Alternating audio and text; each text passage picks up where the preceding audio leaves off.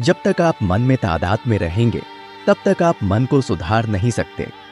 हम यही खाएंगे क्योंकि हमारी इच्छा है, तो आप फंस गए।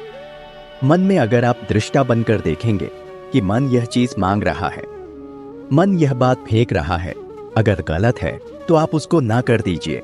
अब जब ना करेंगे तो आपको जलाएगा, परेशान करेगा। अब जब हम भजन में बैठते हैं तो भजन उसको डिलीट करता है, मन को खाली करता है, निर्मल करता है। इसलिए शांत होकर जो भजन करता रहता है, धीरे धीरे उसका मन निर्मल हो जाता है। निर्मल मन में भगवान की झांकी आ जाती है। आपको लगेगा कि मन शांत है, लेकिन जहां भजन करना शुरू करोगे वहां वो ज्यादा गड़बड़ी फेंकेगा, क्योंकि अब भजन उसे डिलीट कर रहा है। इस बात को हृदय में बैठा लोगे तो अच्छा लगने लगेगा। ये सब गंदगी जा रही है और भजन हमारे अंदर बैठ रहा है। धीरे धीरे हृदय आनंदित होने लगेगा।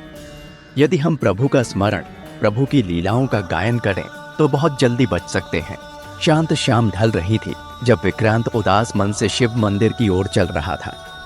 उसके मन में जैसे कांटों का जंगल उग आया था। नकारात्मक विचारों का तूफान उसे घेरे हुए था। वह अपने आप को अच्छा नहीं मानता था। उसे लगता था कि वह कभी कामयाब नहीं हो पाएगा और अकेलेपन का साया भी उसे डराता था। ये विचार उसे लगातार परेशान कर रहे थे और उसकी नींद उड़ा रहे थे।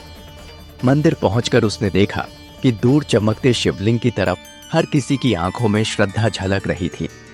उसने सुना था कि शिव जी न सिर्फ कल्याणकारी हैं, बल्कि वे बुरे विचारों को भी दूर कर सकते हैं।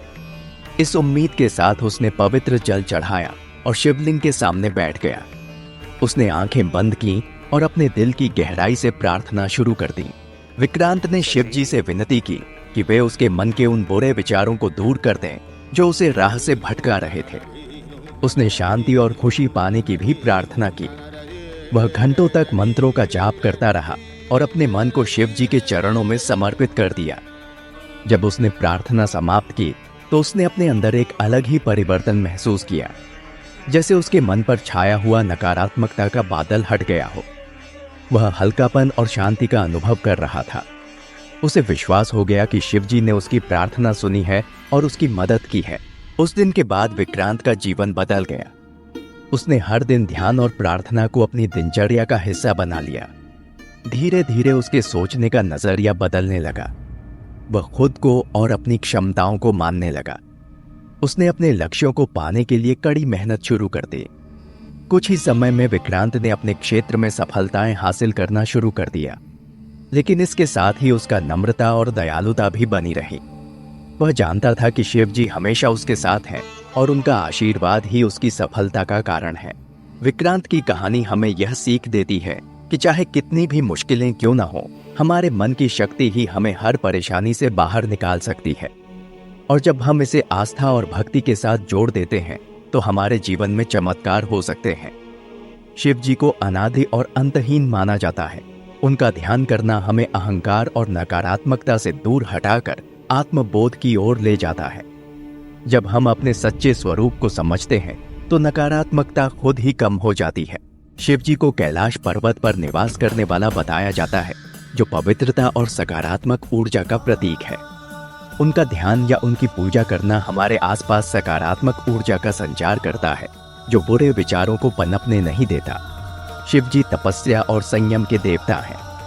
उनका अनुसरण करने का मतलब है अपने जीवन में अनुशासन लाना, इंद्रियों पर नियंत्रण रखना और बुरे विचारों को भटकने से रोकना।